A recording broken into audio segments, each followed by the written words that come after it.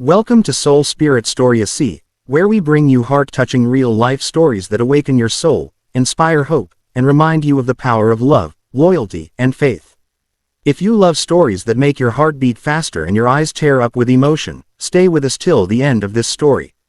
It all began in a small quiet town in Texas. A decorated Army veteran named Emily Carson lived alone in a modest house at the edge of town. She had served her country bravely for years, until a roadside explosion in Afghanistan left her paralyzed from the waist down. She came back home broken, both physically and emotionally. Her husband had left her long before, unable to handle the pain of her trauma. The only thing she had left was Max, her loyal German shepherd. Max was not just a dog. He was her partner, her protector, her only family. Emily trained him to help her with everything, opening doors, picking up things she dropped, even waking her up from her nightmares. To the world, Emily was a disabled veteran. But to Max, she was a hero. Years passed quietly until one night, everything changed. A neighbor heard shouting from Emily's house. When police arrived, they found a man dead in her living room, shot in the chest. Emily, trembling and in tears, said the man had broken into her house. She said she didn't mean to kill him, she was just defending herself. But when investigators discovered that the intruder was an ex-soldier named Jack Turner, someone who had once served under Emily's command, things took a strange turn. The prosecution claimed Emily had invited him over and shot him intentionally after an argument. They painted her as unstable, claiming years of trauma had made her violent. Emily tried to explain that Jack had threatened her, that he wanted money, that he was drunk and furious, but no one believed her. The evidence was twisted. The small-town jury saw a bitter woman with a gun, not a war hero defending herself. The trial was fast, unfair, and brutal. Emily's lawyer begged the jury to consider her PTSD, her condition, and her service. But it didn't matter. The verdict came, guilty of first-degree murder. And the sentence, death penalty. When Emily heard the words, she didn't cry. She simply whispered to Max, who was sitting by her wheelchair, "It's okay, boy. You'll be safe." Max whined softly, as if he understood every word. After that, Max was taken away. The prison rules didn't allow animals inside. Emily was heartbroken. For the first time in years, she was alone again. No family, no friends, and no hope. Months passed as she waited for her execution. But Max didn't give up. The dog refused to eat or rest properly. He stayed near Emily's old home, whining at her empty wheelchair, refusing to leave the porch. The neighbors tried to take him in, but he would always run back. It was as if Max knew something wasn't right. Then, something unbelievable happened. One cold morning, a young journalist named Sarah, who had been following Emily's case, decided to visit her old house to write a story about forgotten veterans. When she arrived, she found Max digging frantically near the back of the property. His paws were bleeding, his fur covered in mud, but he kept going. Curious, Sarah went closer.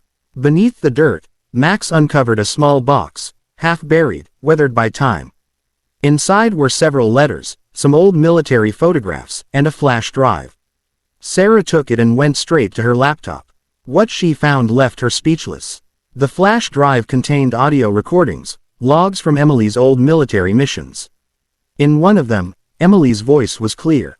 She talked about a mission gone wrong, about Jack Turner disobeying orders, and about how he had threatened to expose her if she didn't pay him later. The recordings proved that Jack had a motive to hurt her. Sarah immediately contacted Emily's defense attorney and handed over the evidence. Within days, the case was reopened. The new evidence painted a very different picture. Emily hadn't murdered Jack out of rage, she had acted in self-defense. The court issued a stay of execution, and the governor ordered a full review. When Emily was told the news, she didn't believe it at first. She whispered, "Max, you saved me again." Weeks later, Emily was officially cleared of all charges. She was released after nearly 2 years behind bars. The first thing she asked for wasn't food, money, or even freedom, it was Max.